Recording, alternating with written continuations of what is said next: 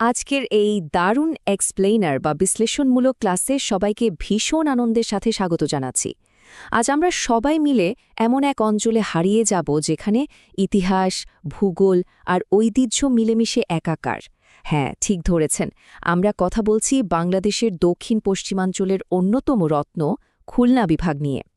একজন শিক্ষক যেমন ক্লাসরুমে নতুন এক পৃথিবীর দরজা খুলে দেন, ঠিক তেমনি আজ আমরা এই প্রাচীন জনপদ, এর নদীমাতৃক জীবন আর প্রাকৃতিক সম্পদের এক চমৎকার ভার্চুয়াল পাঠে ডুব দেব। চলুন শুরু করা যাক। আজকের এই পাঠে আমরা মূলত 5টি ধাপে এগোব। প্রথমে ভূগোল ও নদীমাতৃক জীবন, এরপর প্রাচীন ইতিহাস ও স্থপতিদের কথা, তারপর ব্রিটিশ শাসন থেকে মুক্তিযুদ্ধ, এরপর আমাদের প্রাকৃতিক রক্ষাকবচ সুন্দরবন এবং সব শেষে জানব এখানকার সমৃদ্ধ সংস্কৃতি ও সাহিত্যের কথা। তাহলে চলুন আমাদের প্রথম পর্ব অর্থাৎ ভূগোল ও নদীমাতৃক জীবন দিয়ে মূল আলোচনা শুরু করি।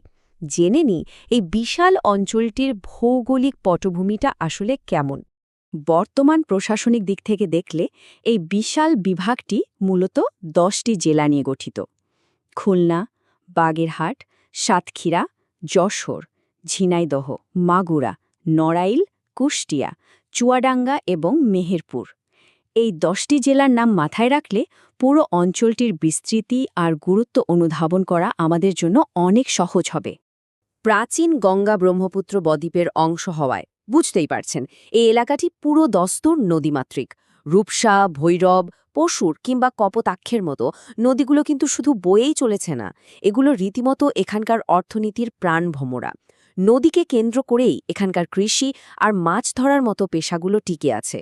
শুধু তাই নয়, নদীপথের ব্যবসা বাণিজ্য আর ঐতিহ্যবাহী নৌকাবাইজ এসবই এখানকার মানুষের দৈনন্দিন জীবনের একেবারে অবিচ্ছেদ্য অংশ।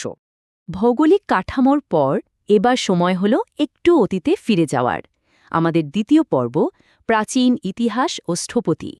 কালের পরিক্রমায় এই অঞ্চলটি কিভাবে আজকের রূপ পেল তার একটা দারুণ কালানুক্রমিক চিত্র আমরা এখন জানব। একদম শুরুতে প্রাচীনকালে বদ্বীপ গঠন, তারপর পাল ও সেন আমলে হিন্দু বৌদ্ধ সংস্কৃতির ছোঁয়া, এরপর 15 শতকে মুসলিম শাসন ও খানজাহান আলীর আগমন, পরে ব্রিটিশ আমলে ব্যবসা বাণিজ্যের বিশাল প্রসার এবং সবশেষে 1971 সালে আমাদের মহান মুক্তিযুদ্ধের এক গুরুত্বপূর্ণ রণাঙ্গন হিসেবে এর আত্মপ্রকাশ। আর ইতিহাস নিয়ে যখন কথা হচ্ছেই তখন একটি নাম কোনোভাবেই এড়িয়ে যাওয়ার সুযোগ নেই। তিনি হলেন খানজাহান আলী। 15 শতকের এই মানুষটি কেবল একজন সুফি সাধক বা শাসকই ছিলেন না, তিনি ছিলেন একজন